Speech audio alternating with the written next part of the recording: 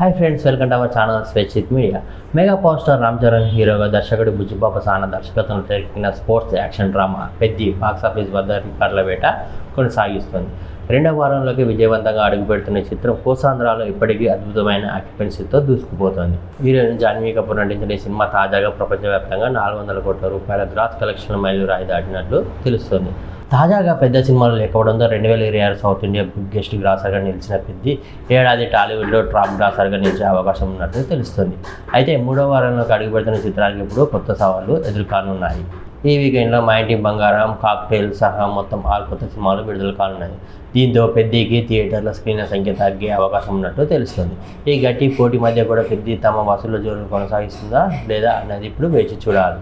ఇలాంటి latest movie సినీ updates కోసం మా ఛానల్ని సబ్స్క్రైబ్ చేసుకోవడం మర్చిపోవద్దు.